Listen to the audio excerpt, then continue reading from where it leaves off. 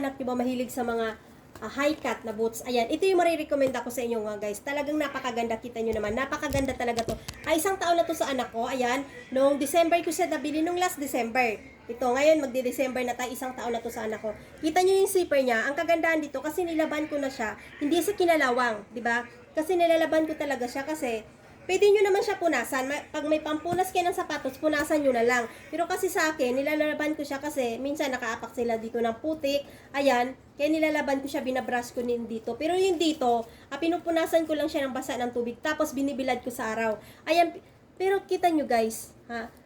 Kasi hindi siya natatamaan ng kalawang. Kasi yung iba kasi, kapag natamaan ng tubig, lalo na kapag maalat, kinakalawang. Kinakalawang yung zipper. Ito hindi mga mamshi, kita nyo. Hindi siya kinalawang. Isang taon na to sa anak ko. Yan, dalawa to, tig-isa sila ng anak kong babae at saka lalaki. Yung anak ko is 7 years old, yung isa naman 11 years old. Ang size nito is 32. Yung isa is 36 yung size. Ayan, napakaganda nitong high cut na to. Ayan.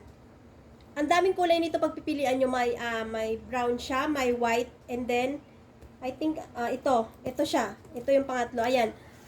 Mamili na lang kayo dyan kung anong size ng anak nyo. Ayan, malapit na yung December, guys. Ayan.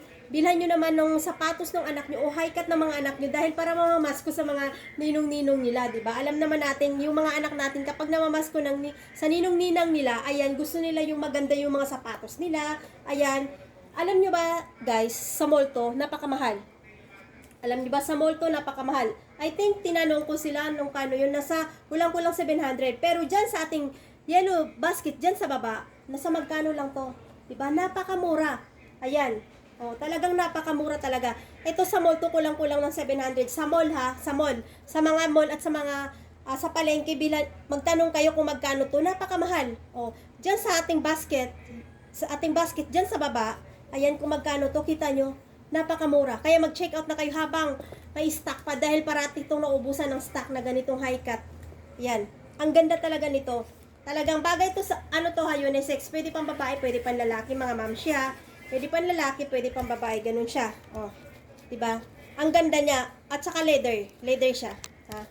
Sa mga naghahanap ng mga sapatos sa mga anak nila dyan, sa mga junakis, ayan, may pang 2 years old, 3 years old. Ayan po siya, o. Diba? Hirapan. Ayan po siya. O, diba ang ganda niya? Oh. Tapos yung zipper niya guys, hindi kinalawang talaga.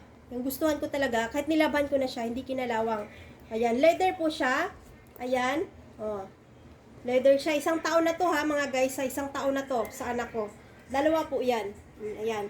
Sa mga naghanap ng leather na sapatos, na high cut, ito yung marirecommend ako talaga sa inyo. Talagang high quality siya, talagang napakaganda. Ayan. Check out nyo na lang sa baba kung saan ko ito nabili. Napakamura talaga. Kaya ayan, bago kayo maubusan ng stock, mag-check out na kayo. Kasi alam naman natin, mamamasko yung mga anak natin. At saka malapit na mag-Christmas party yung mga anak natin. Diba? Kailangan na kailangan natin to.